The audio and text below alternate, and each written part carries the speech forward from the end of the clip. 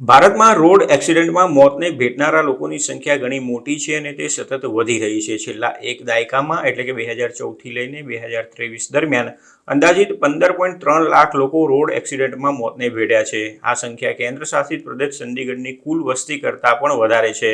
કેન્દ્ર સરકારે રોડ એક્સિડન્ટને ઘટાડવા માટે વારંવાર વૈશ્વિક પ્રતિબદ્ધતાઓ વ્યક્ત કરી છે અને આવા મૃત્યુઓને રોકવા માટે સુપ્રીમ કોર્ટે પણ હસ્તક્ષેપ કર્યા છે. તેમ છતાં તેની સંખ્યા સતત વધતી જાય છે. કેન્દ્રીય માર્ગ પરિવહન મંત્રાલયના ડેટા દર્શાવે છે કે દેશમાં રોડ ડેથનો દર 10,000 કિલોમીટર દીઠ 250ની આસપાસ છે, જ્યારે અમેરિકા, ચીન અને ઓસ્ટ્રેલિયામાં આ રેટ અનુક્રમે 57, 119 અને 11 છે. આમ જાણે ભારતમાં લોકોના મોતની કોઈ કિંમત જ ન હોય તેવી રીતે સરકાર તથા સંબંધિત એજન્સીઓ દ્વારા રોડ એક્સિડન્ટને રોકવા માટે કોઈ નક્કર પગલાં લેવામાં આવતા નથી. માર્ગ પરિવહન મંત્રાલયના ડેટા પ્રમાણે તે પહેલાના દાયકામાં એટલે કે 2004થી 2013માં રોડ એક્સિડન્ટમાં 12.1 લાખ લોકોના મોત થયા હતા.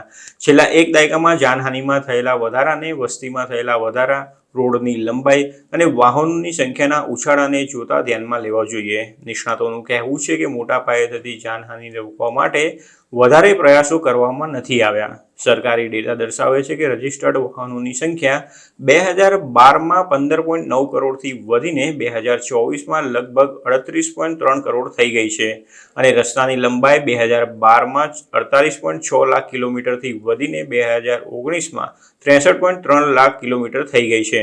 નિષ્ણાતોએ જણાવ્યું હતું કે દર વર્ષે વધુ લોકોના મૃત્યુનું કારણ રસ્તાની લંબાઈ અને વાહનોમાં વધારો ન હોઈ શકે.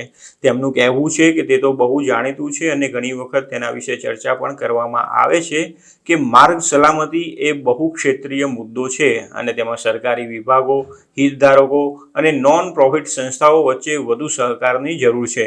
જો કે સંબંધિત એજન્સીઓ દ્વારા આ દિશામાં હજી વધારે કામ કરવામાં નથી આવ્યું. તેમણે સતત આ અંગે કામ કરતા રહેવું જોઈએ જેથી કરીને અકસ્માત અને જાનહાનિ અટકાવી શકાય. એક ટોચના ભૂતપૂર્વ પોલીસ અધિકારીએ અમારા સહયોગી ટાઈમ્સ ઓફ ઇન્ડિયાને જણાવ્યું હતું કે જે હત્યાનો કેસ ઉકેલાયો ન હોય તો અધિકારીઓ તરફથી જવાબ માંગવામાં આવતો હોય છે, પરંતુ જીવલેણ રોડ એક્સિડન્ટના કિસ્સામાં આવી કાર્યવાહી કરવામાં નથી આવતી. આવી બાબતોમાં ટોચના અધિકારીઓ ભાગ્યે જ જુનિયર અધિકારીઓ પાસેથી સમજૂતી માંગે છે. ભલે રોડ એક્સિડન્ટમાં 1 ડઝનથી વધુ મોત થયા હોય કે પછી શું તપાસ ચાલી રહી છે તે અંગે ટોચના અધિકારીઓ કંઈ જ પૂછતા નથી. રોડ એક્સિડન્ટ માટે કોઈ એજન્સીને પ્રાથમિકતા આપવામાં નથી આવતી, તેથી જવાબદારી નક્કી કરવી અત્યંત જરૂરી છે, તેમ દિલ્હીના ભૂતપૂર્વ પોલીસ અધિકારીએ જણાવ્યું હતું. ભૂતપૂર્વ આઈપીએસ અધિકારી, તેલંગાણામાં રોડ સેફ્ટી ઓથોરિટીના ચેરમેન અને હાલના સાંસદ ટી. કૃષ્ણ પ્રસાદે જણાવ્યું હતું કે હત્યાઓ પર ધ્યાન આપવામાં આવે છે, પરંતુ રોડ એક્સિડન્ટ અને તેમાં થતા મોતને મહત્વ આપવામાં આવતું નથી. ટી. કૃષ્ણ પ્રસાદ હવે રોડ સેફ્ટી પર એક પ્રાઇવેટ મેમ્બર બિલ લાવવાની યોજના બનાવી રહ્યા છે. ત્યારે તેમણે કહ્યું હતું કે ભારતમાં દર વર્ષે કુદરતી આપત્તિઓમાં જેટલા લોકોના મોત થાય છે તેના કરતાં પણ વધારે મોત રોડ એક્સિડન્ટના કારણે થાય છે.